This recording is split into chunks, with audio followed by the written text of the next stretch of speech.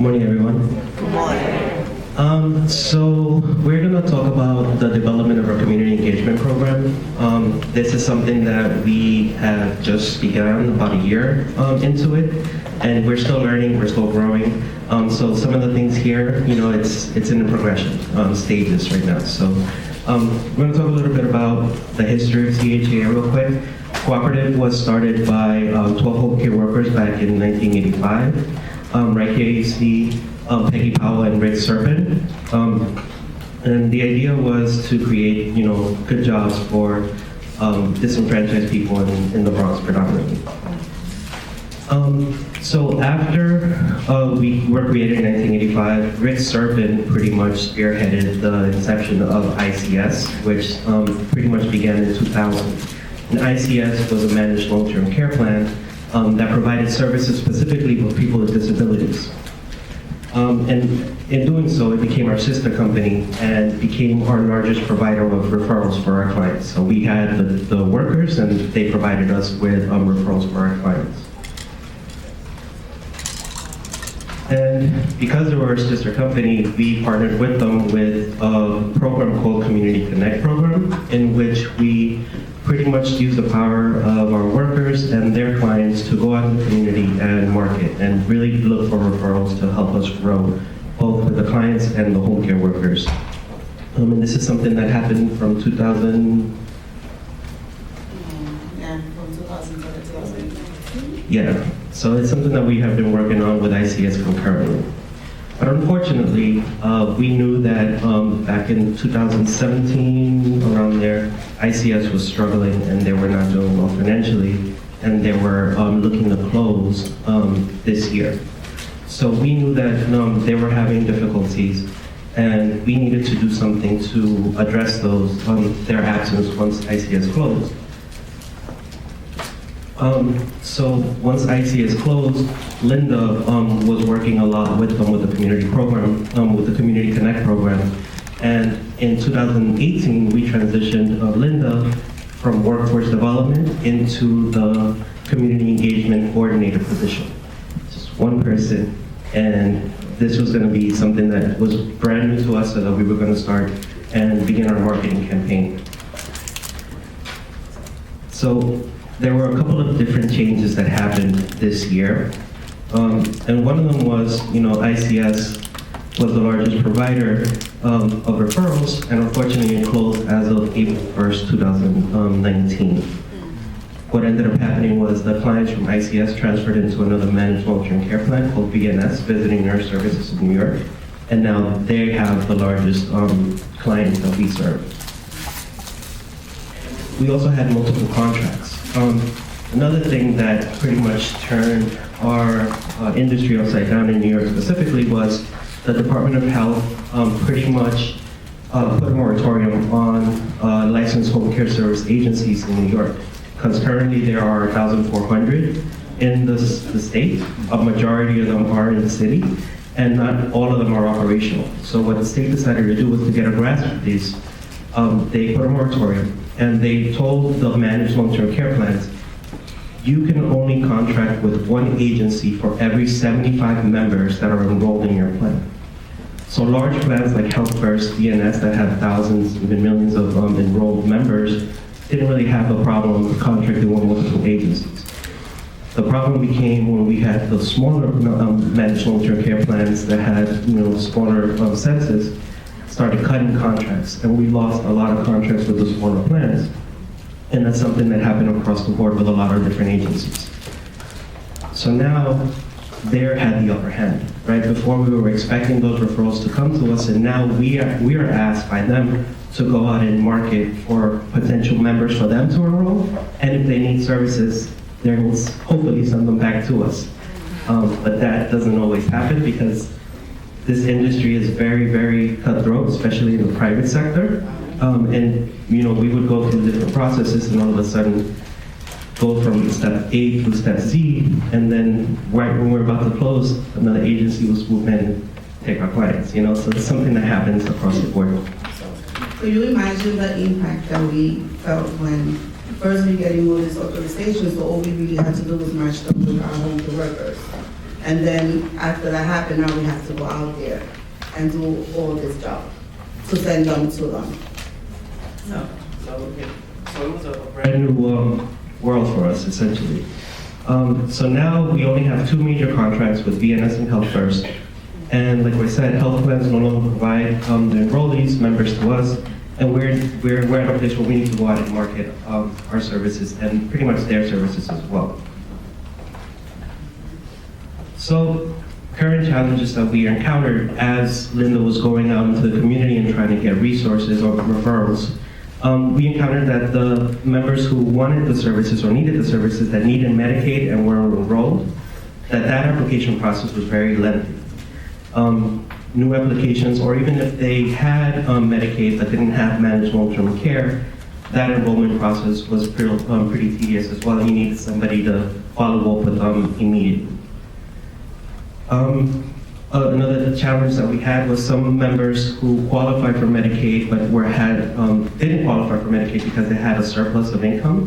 They didn't know that they could put their money in a pooled trust in order to qualify for managed long-term care without having to pay for it. So it was all learning for us. How can we best educate the population so that they can know that they can qualify for services through us?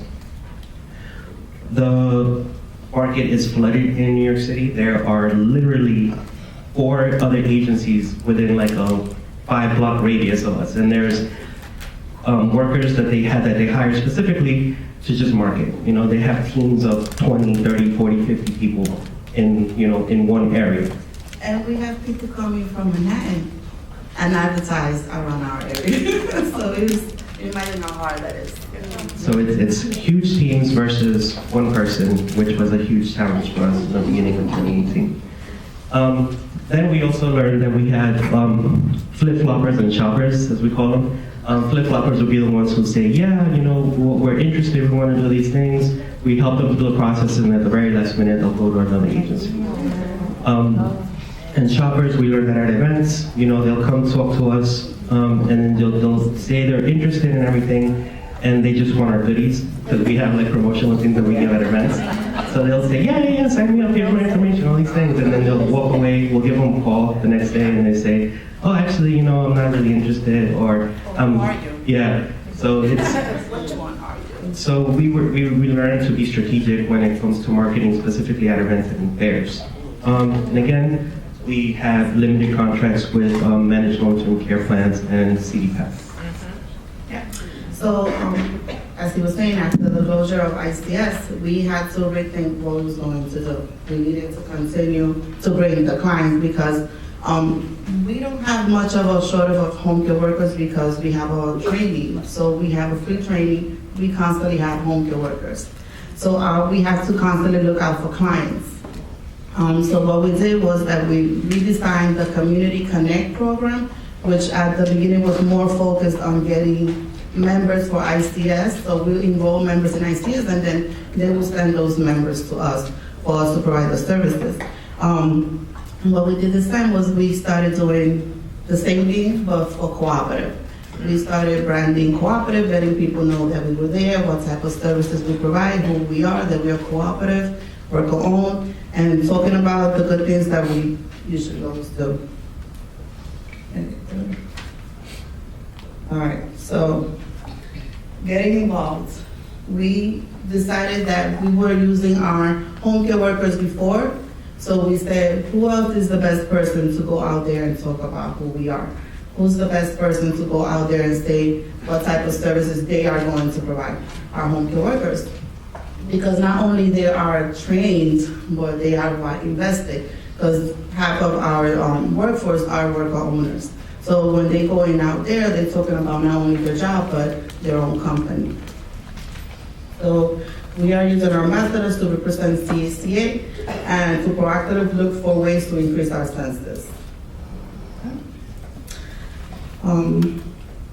We asking our community ambassadors to do, to get involved. Not only them getting involved, but also talk to other of the workers. What we did is at the beginning, we used to do orientations for an hour, letting them know, what's going on, where we're standing, the things that we want them to do, but then we decided, you know what, let's train them. Let's give them a 3-hour training. Let's let them know not only what's going on out there, but how they can be part of the future of cooperative, making sure that we're gonna stay here, for 30 years more to come. We ask them to spread the word, tell their friends, their family members, their neighbors, that we hear, that we have all the services, that we have the training, who we are, how good they are. Educate their coworkers, encourage the other coworkers to get involved as well. Make referrals. They are in the community. If I can bring 5 referrals, if 1,000 of us can do that, that would be more referrals that are coming into the office and easier. Inform us of events in their community. And they were really good at that. Sometimes I have so many events, I wasn't able to make all of them. But introduce us to your church, introduce us to your community. Let your neighbors know that we're here. If you know anyone that needs the services, bring that referral to us. Participate in events. So we also gave them the opportunity to be able to make extra hours because they will go to events with us and become a liaison in our community. So what type of questions did this? So we did a 3-hour training. We did a 3-hour training with our community ambassadors. So community ambassadors are, we'll talk about that later. So what type of questions do ambassadors ask potential clients? We want to make sure that when they're looking for people, like I said, when we go to events, people go to your table because most of the time they want the goodies you have in your table. So it's like, well, how can we filter those referrals that we're taking back? So we ask them, have you received these services before? So like that we know how long it's going to take for us to process those referrals. Would you like to assist, would you like us to assist you in starting the process? Because sometimes they say, yeah, I need it, but when you ask them, so would you like me to assist you in starting the process? They'll be like, oh, well, not right now, maybe later. So we know that we don't have to call them tomorrow because they're not ready. We'll give them a call. Or would you like someone to call you and answer any additional questions? These are things that we learned as we went, because when I started doing the events at the beginning, it was like I would go back to the office like, jackpot, 100 referrals. I got 100 clients, and then maybe, if I was lucky, one of them became a process, not even both, someone that really went through the process. Do you have someone who helps you at home? Because now we have the City Path program. Sometimes there's already someone taking care of them. But guess what? That person can get paid as well. So we will have them like, okay, so someone is already helping you, are they getting paid? No, so how about we help them, decrease or eliminate the burden of not having to work full time because they have to care for you. Can you please provide your Medicaid information? Usually that was a no. No, not really. So it was like, okay, so we're gonna give you a call later on, or we want to come to the office and make sure that, we can assist you. We need to know if we have to help you with a Medicaid application, or if we have to help you transfer from just regular Medicaid to managed long-term care. What plan coverage do they have? Do you have a plan? Because we were limited with the contracts that we have. At the beginning, I used to bring everyone to the office, and they were like, oh, we don't have a contract with this person. We don't have a contract with this plan, so oops, we cannot help them. Would you like to change? And it became a more difficult process for us. So we wanted to make sure that they had either straight Medicare or they had already a plan that we were able to help them. We had to assist them with applying for Medicaid. So during the trainings, we wanted to make sure to utilize the power of the workers, right, to help us promote our message, get referrals going in the community, and really have them help us grow, right? Everyone has a vested interest. Everyone has a vested interest in making sure that the company is profitable. So during the trainings that we were doing, we were getting feedback from our workers. So a lot of them had no idea the length of time it took to enroll members. they were glad that we were giving them updates, where we were in the status of the company and how the industry had flipped upside down for us and how we needed to adapt in order to continue to grow. They wanted to genuinely be a part of this and help cooperative grow. And they didn't know that we were limited to the contracts because this is something that just happened, right? So they didn't know, they thought that we had contracts with anyone and they could just service anyone. That didn't matter what what managed long-term care plan the members had. A lot of them did know, however, of the competition. In their communities, they were like, oh yeah, I've heard of this home care agency. They're trying to get me to work for them. They're promoting $19 an hour versus the $15 that I'm making, but they knew that they had benefits that came along with those $15 an hour as opposed to the flat $19 that they were getting from the private pay companies that weren't offering any benefits. Another thing is that they didn't know about the surplus, right? So a lot of times when somebody would tell them that I make too much money, I don't qualify for Medicaid, they would just let that person go instead of pushing a little further and digging a little deeper about asking about the surplus, or asking them if they would be okay with putting their money in a pool trust so that they would qualify for the Medicaid services. So again, like we said, we first started doing outreach at fairs, and then we partnered up with our plans like BNS and Health First, and they would take us to events, specifically those that would charge like $500 per table for you to market. They would take care of the cost, and we would go along with them, help promote our services along with their services as well. But then we started to expand. We started tabling in the street. We started going to senior centers, which we found to be very helpful, and providing services to our seniors as well, and demonstrating the caliber of workers that we provide, and bringing some of our workers to those senior centers and doing blood pressure checks, providing different types of services for them at the centers as well, doing trainings for the seniors on elder abuse, on fall prevention. So different topics that are, how to stay safe at home. So different topics that are interesting for them. And we showed them that we genuinely wanted, them to be okay at home, and at the same time wanted to showcase our services and what we do and how we can provide them to stay at home and be at home. Another thing that we've been doing are community centers, food banks, and pantry centers. And then another thing that we're doing is we are collaborating with our local state and Senate representatives as well, letting them know of who we are, and if there's any events that they promote, especially like during senior week, they do a lot of things for seniors. We want to be a part of those events and collaborate with them. So these are some pictures of the community events that we went to. As you can see, they are all home care workers. All of them are community ambassadors. This is the one with the police right here. She was the representative of Health First. She was the one that introduced us to marketing out in the community. These are senior classes, as Juan Carlos had mentioned. We didn't only just went to the senior centers and told them, hey, we're cooperative, we want to stay here. We were like, hey, we're cooperative and we can train your members. We can teach them how to stay safe at home. So we're not here to just, because we want to refer. We're here because we want to make sure that your members, the community is safe out there. And we have, wonderful home care workers that if they need them, we can assist them. So you will see here one of our home care workers, Benovia, she's doing the blood pressure for one of the members. You see Crystal Harris, she's the nurse. She was going educating them on how to stay elder abuse, I think that was it. And we have the other nurse, Fanny, which is the one over there.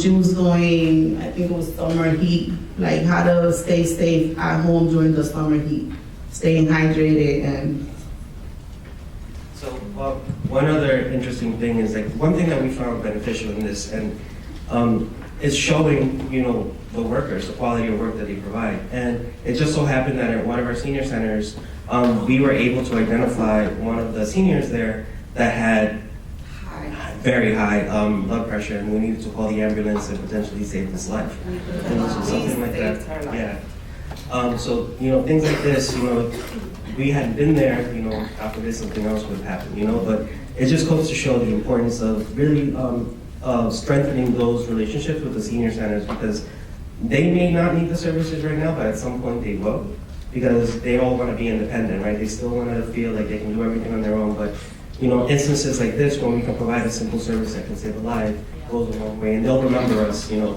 for that. And they remember us because now that senior center is like our marketing referral. They always talk about us. They always send me the name of other senior places where we can go and do this type of things for them. So it was very impactful. And the family of the lady that had the high blood pressure called us to say thank you for what they did for her. I think it was grandmother. So. Local politicians, I was telling you yesterday, it's so funny that yesterday we was talking about dealing with the local politicians, because that's exactly what we do. Like, we knock on their door, we send them email, we harass them through phone calls. We always use the website to see what type of event, where they're gonna be, so that we can just show up. Like, hey, we're cooperative home care. We always inviting them in to do a tour. We always harassing them because they know all the seniors. Every time you go to an event, you see so many people just surrounding them, and it's like they can introduce us to other people, and they can put our name out there, and people just listen to them.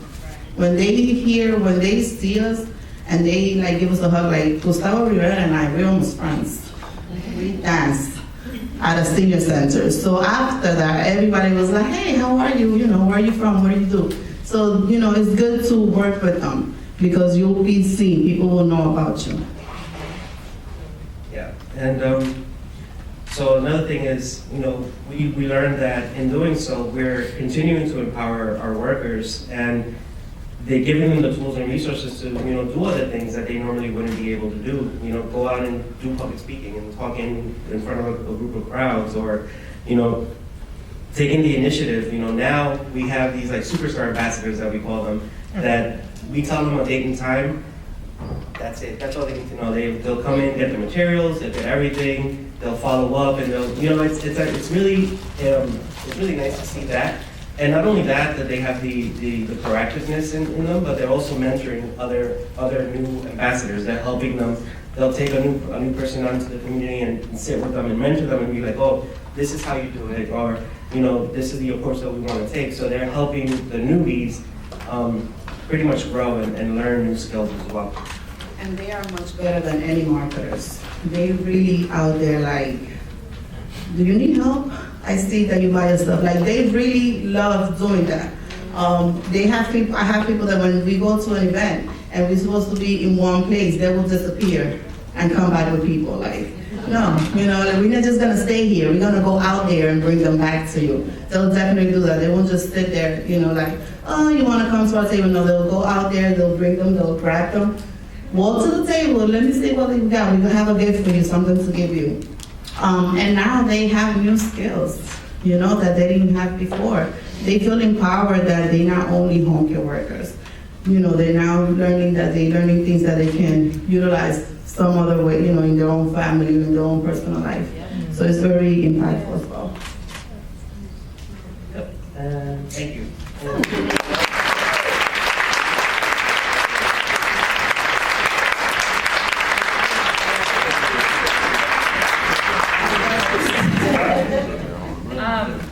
I don't need that. So you were talking about flip-floppers and shoppers, which is something that recently we've had a pretty high number of. We actually, our administrator spent a bunch of time on a specific potential client, and it was a substantial number of hours that we would be working, and after putting in all this time and effort, they ended up having a situation where they had to back out. And it wasn't like a malicious thing or anything like that, but it really got us wondering, does anybody have a way to obtain compensation for time spent processing a flip-flopper or shopper or someone that ends up backing out at the last minute? Or is it just watch for the earmarks and then don't put a lot of effort into it? Do you guys have any So let me make sure I'm understanding. So the compensation is for the workers or? No, okay, our administrator is like our manager at our cooperative, and her time is very valuable. She puts in a lot of effort. She is at our office anywhere from 10 to 12 hours a day. And I mean, she's salary, so that is a lot of time. And that, number of hours, I don't know the exact number of hours, but just say it was 6 hours. That is 6 hours that she could have spent on something else. So and this isn't just necessarily a question for you as it is for everybody here. Does anybody have a way that they receive compensation from a flip-flopper or shopper during processing or at the end of processing? Is there something they sign saying, if I go past this point and I back out, then there's some compensation that needs to happen? Is there anything like that? Unfortunately, that's something that we can't because it's Medicaid. Oh, you We guys can't. a lot of Medicaid? Yeah, it's all Medicaid. Okay, and we're mostly private pay and then private insurance Yeah. and VA, so So I think that's the difference. Yeah. in- I'll talk to him after. Yeah, but one thing that we did learn from that is being more strategic and to the point, right? With people out in the community. And when they really need it, we really know they need it. And they'll take the time and they'll sit with us, they'll fill out the application. They'll talk to us on a person-to-person level. Instead of saying, oh yeah, I need the services, what do you need? We know that person just wants the ditties, right? So that person, okay, here you go, take the ditties, move along. Okay. We're gonna wait for somebody who really needs the services and really wants to take the time to talk to us and give us the information, so we do that. So that was a learning experience, because before we would be like, okay, let's take down your information, we'll go through steps A through Z, and then only to find out that person no longer wanted our services. So Okay. it was a learning process for us. And that's exactly why we also created the questions. Like, we're gonna ask you all these questions now so that we don't have to spend 5 hours later realizing that you didn't know. Because sometimes the biggest challenge for us was getting in contact with that person after we left. We will call them and, no answer, left a message, then call them again, then call them again. It was like, okay, so do we call them 3 times and let it go? Or do we call them 10 times? How, when are we harassing them? Right. That was the reason why we also created a referral form. That because when we started, we had a signing sheet, and I used to be like, I'm a superstar. I go to work with like 1,000 people's name here that needs home care services. Right. Then it was like I had 3 days calling people, and I probably get one, and I became frustrated. Like, okay, So and then we had to change our strategic, and so now it's like, do you need services? Why do you need the services? Did you have them before? Why not? Like, why do you feel you need it? And, do you have Medicaid? No, okay, so how can, so if you don't have Medicaid, are you willing to go through the application? Are you willing to go to the office, Like, have them on the phone. Sometimes you have to, like, just carry them or hold their hands through a whole process because there's so many other competitors out there. So you do the work and someone else just call them and be like, hey, I can give you whatever. And we didn't say we can give them that, even though we probably could have. They take them away. And then we got to run after them like, why are you leaving? What's going on? After all this work I've done with you. So it's very complex. But yeah, you will, unless, if there is something to compensate, let us know. We spend so much time in the process. That's one of the biggest challenges that we face after just receiving the authorization and servicing the clients. Now it's like a whole lengthy process. Yeah, it kind of sounds like that's a chronic issue of. Yeah. Okay, thank you. So is it possible that once you get through a certain screening questionnaire, that you could implement an application fee? Not for public. What, for private? For private, probably. That's kind of why I posed the question, because we've been discussing it. I mean, you gotta pay an application fee for an apartment. Yeah. It's a little bit of a different, background. That's kind of what I wanted to see if anybody else really had a system for it that was, moral and Honest effective. answer, that 6 hours your admin put into that, would have been better put into marketing discussed yesterday and contacting the discharge nurse at the hospital and the care caseworker and the child support and all of these other places that you could be on the phone all day saying, we're ready to take someone, yes or no, see you later, bye, here's our number, and leave it at that. Because there's somebody every day dying. There's somebody every day that needs you.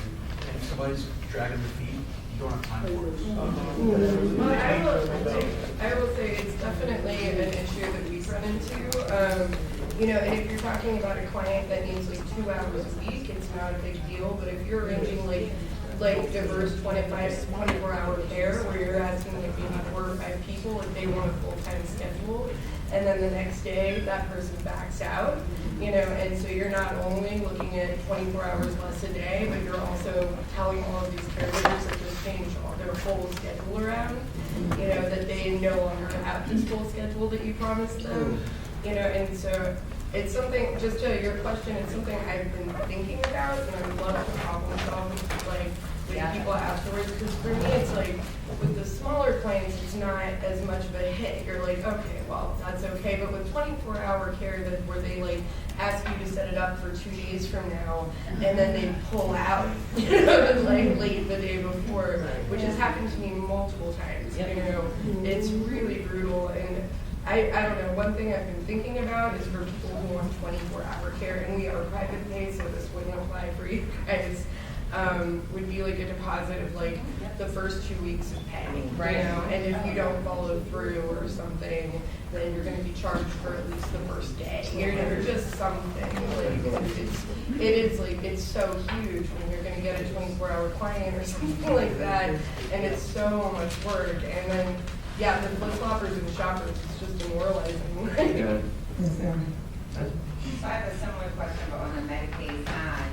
When your community ambassadors are out there doing all that great work, do you have someone or have you established a relationship with the MCOs, the managed care organizations, that's different than your competitors so that when you take someone through that whole process, they don't get lost in the bureaucracy?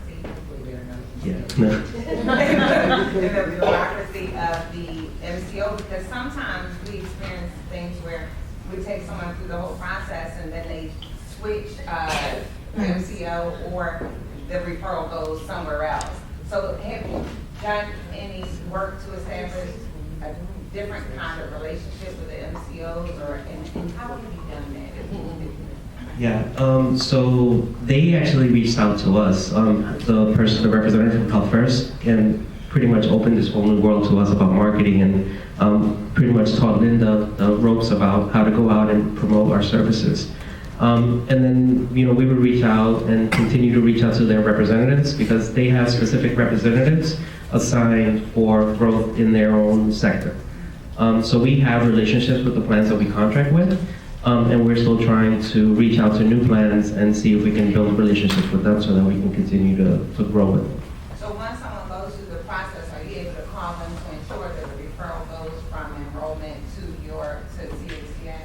CHCA? Yeah, they also provide us like a dashboard of where we are in the process so we can follow along. You know, if the person needs a call, the person needs a follow-up, or they're missing a documentation, we're able to follow up to make sure that they're going through the process. Well, even that is a challenge because we have had many times where Health First will send us a person that wants, you know, needs the services and they're almost done. And they send us an email saying, you know, this person is going to be enrolled next month. And then they send another email saying, oh, for whatever reason, now they want to go to another agency because they have a friend that works in that agency. Or because a friend that is receiving the services told her to go to the other agency. So yes, we do have that, but even that can be a challenge.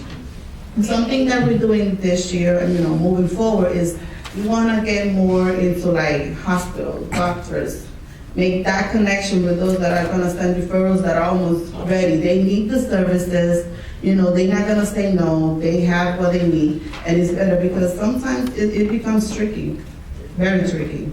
Katrina? Oh, yeah, sorry, just kind of going back to the earlier question, I just wanted to kind of flag, this is more for private pay, but care management is something that people should think about monetizing, doing, you know, all of that processing and support, which it is possible. Of course, there's limits to how much money people have, but that is something that some agencies do monetize, you can charge, per hour for a couple of hours just to provide that kind of support. So just a flag, and there was the capital impact report that was on the table, talking about diversified revenue. That's one of the items that's in there. Would encourage people to read it and consider that, because I know a lot of the cooperative are doing this work for free, and other agencies are charging for it. So it doesn't go public. Okay, we have time for one or two more questions. No, I was gonna say the same thing. I was just gonna say, add on to that with the MCOs, is that you can negotiate a rate with them for that care navigation, because you are really caring or helping their client understand the breadth of all their social determinant of health needs too. So you could actually kind of go beyond those to security, connecting them with housing issues, all these other things that actually provide a value to that managed care. So, as far as your community ambassador program, I'm wondering, one, have you tried out having family members of clients as ambassadors, and how has that gone? I mean, I know it has a whole benefit for workers too, but, and two, I'm wondering which aspects of the program, like maybe which venues or which methods you've used, have got the most like leads, like seniors who need services to actually be your clients. Like if it's like, oh yeah, senior centers are the place to go, or like community events. So we haven't delved into their family members. That's something that you could potentially see in the future. That's a good idea, thanks for it. I will probably say our word of mouth has been our best referral source. Our own home care workers has been the best one. But as far as like venues, like it doesn't seem. Venues, pretty much. I think I would say senior centers we're getting the most out of that. But I think when we're going into the hospitals and doctors and like the discharge planners, I think that'll be where we're going to get the bulk of the really good referrals that are going to need the services. One last question right there. I just wanted to advocate for you guys reaching out to affordable housing, because with service coordinators in affordable housing, which I supervise, we have already gotten people eligible for Medicaid, and we're looking for providers that are good. And then also I would look at your local social work associations and the local chapters like within your area, because you have geriatric social workers that are always looking for good resources. Thank you. Thank you. Appreciate it. Thank you, everyone.